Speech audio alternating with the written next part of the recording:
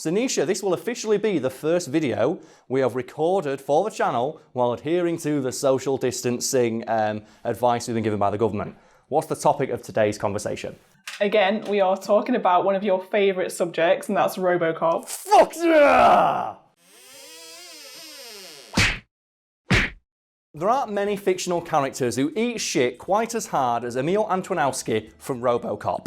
A man who is struck by a Rube Goldberg-esque series of misfortune which results in him having all of his flesh melted off by toxic waste moments before he's hit by a car so hard that he explodes. A scene it turns out that the makers of the movie had to fight to even include in the first place. Okay, so for the people who don't know who or what RoboCop is, we should probably... Like, this is so silly. Like, if you're a fan of the channel, you're a fan of RoboCop, but for those people who may be watching this, like this may be their first video, in which case, welcome. And this isn't what the usual format we have, but it's the best we can do at the moment. RoboCop is a film about a man who gets turned into a robotic policeman. It's fucking awesome. And the specific element of that film we're talking about today is the fate of a character called Emil Antonowski, who is one of the antagonists who results in the titular RoboCop being turned into a robotic policeman in the first place. And is that scene where RoboCop just gets shot by every shotgun in the world one of the most over-the-top and brutal death scenes in like movie history? Yeah, because when I first saw it, I was like, how is this going on for so long? How is he still alive? Like, he gets shot for so long. There are so many cuts, and each one just establishes that Murphy's just eating shit that little bit harder. So every additional cut just adds to the agonizing death of Alex Murphy, man. It's so harsh.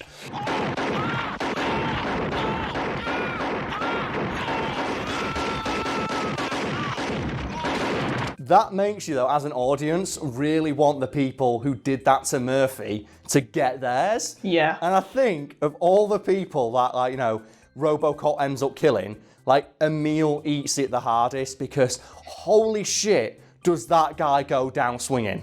And I need to break this down for the audience at home. Like, Emil doesn't just die. Like, he melts and then he's exploded into a cloud of pus and viscera. It is so ridiculously over the top. It's amazing and I love it.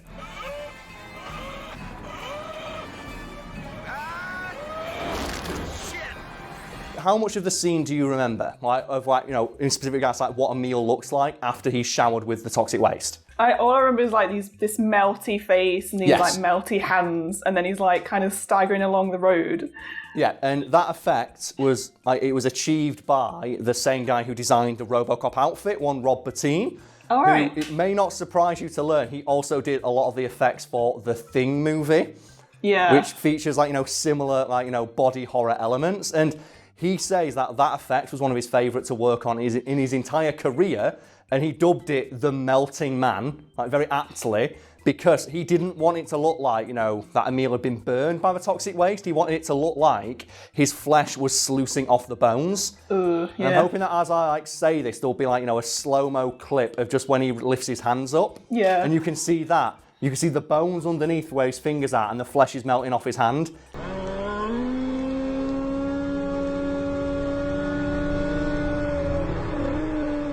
And then he gets hit by a car and explodes. It's so harsh. It's so bad. Yeah, if he doesn't have it bad enough already with the melting skin, he then gets hit by a car at full speed. The thing is, though, the car's been driven by his boss. That's what makes it just a little bit worse. It's like the car is being driven. And I think, you know what? That's very applicable to, like, you know, the climate we are in right now of a boss showing so little regard for their own employees' safety and well-being when they're very clearly ill and just hitting them with a car. Like, you'd never do that, Karl. You'd never do that.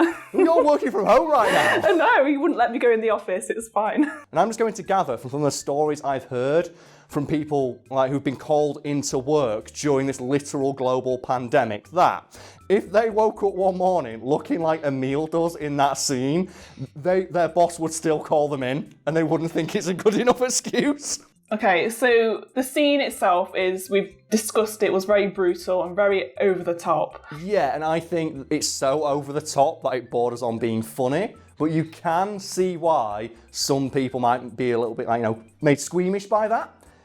And you can also probably see why the MPAA wanted that scene excised in its entirety from the movie due to the graphic violence on display.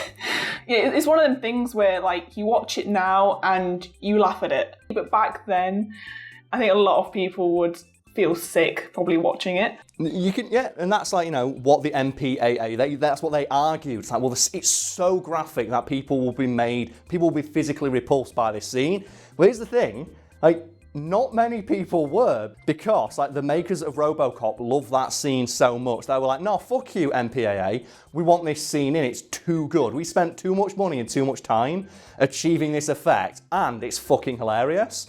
So what they did is they gathered a bunch of like comment cards from early screenings of the film. Yeah. And they sent them to the MPAA. And this is important because on a lot of those comment cards where it asked people what was your favourite scene in the movie, almost every single person wrote down when that man got hit by the car and exploded. It was literally the favourite moment in the film for almost every single person who watched it, like, you know, early in test screenings. Yeah. And what the makers of RoboCop did is they got all those and sent it to the MPAA, who went, but I guess we don't really have a leg to stand on, just like a meal, because how can we argue that this will, like, you know, repulse people and, like, you know, put them off? And it's vulgar to the extent where it just, like, you know, it's an affront to, like, decency, when we have hundreds of comment cards from, like, you know, the average cinema going public we're ostensibly trying to protect, going, no, it's fucking awesome, leave it in. I know people love gory stuff anyway. The thing is, I'd argue it's so over the top. It's not even, it's just funny.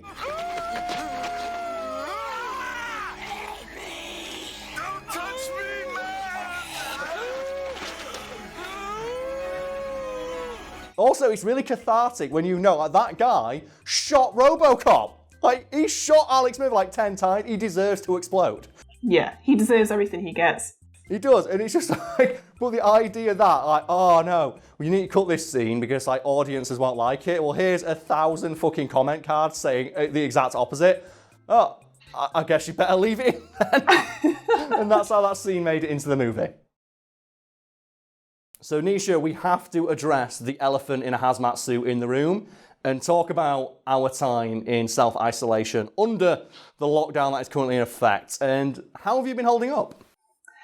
Well, at the start of it, I was like, right, this is the time to get stuff done that I've been putting off for ages, get productive, get creative, start filming stuff. And it's been, what, 2.5 weeks, maybe? 3 weeks? How much you got filmed?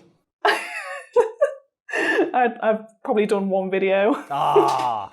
It's better than nothing, but it's like I've not done what I thought I was going to do. Yeah, and I'm in a similar boat where I was, I'll get so much done. But the thing is, I'm supposed to be on holiday right now. Oh, yeah. Fun fact, I'm meant to be in fucking Japan. Which, if you've been watching the news, you know it's probably not a good idea and I'm not allowed to go there anymore, so whatever. But I felt annoyed when I sat down and went, I've got nothing to do. I guess I better do work. But every time I started doing work, I felt pissed off. So I'm supposed to be in Japan. I'm supposed to be on holiday. I'm so mad. But no, I've done quite a bit. I've been writing every day and trying to catch up on stuff. I was like very fortunate that I moved just before this all went into effect. I managed to get all my furniture delivered just before the lockdown was announced. And it's like, yeah, all furniture shops are shut. So I was like this fucking close to having no furniture or bed. And that would have been bad. You're just living on, like, with a mattress on the floor and a beanbag or something. I have got a mattress on the floor right now, but I like that look. And there's so many people, I posted pictures like, oh look, I've got a new place. I'm trying to go for, like, you know, a lo-fi, like, you know, super minimalist, like, you know, aesthetic. And people are like, you look like you live in a concrete bunker. It's like, no, I like it though. No, that's what you want. I remember you telling us you wanted that look. It feels classy, and now I've got a lamp in there. Also, I think if we can get the picture in, I'm presuming it'll be here now, you can see that there's a RoboCop poster directly above my bed. That's how much I love RoboCop. That's cool. That's ideal. But you are holding up well under quarantine, I take it? Not too bad. I've started exercising again, so that's something. Yeah, I try to exercise, but the problem is, like, when I'm going for my government-mandated jog, the path that I jog along is not wide enough for two people to jog along and maintain a 2 metre distance. Oh, God. So you have that awkward moment when someone else is jogging towards you and you're like, oh shit, what do we do? What's the protocol for this? There's like, this is unprecedented, what do we do? And like, they have to, like, jump into the middle of the road, but luckily there's no cars. Well, I treated myself to a yoga mat before the lockdown, so I have that, so I don't have to leave. I've got resistance bands, but I have the thing of, I was using a resistance band on my door frame, and when I went down to do like a toe touch with it, my arse opened the door. So the resistance band came down and slapped me right on the arsehole. I was like, wow, like, I've heard of feeling the burn, but this is ridiculous. Also, I'm quite invested in I was invested, I don't know if you're still doing it, in that teabag tossing competition you and Adam were having. I'm sure me and Adam will talk about that in a later video. So let's save that for another one. But stay safe, everybody.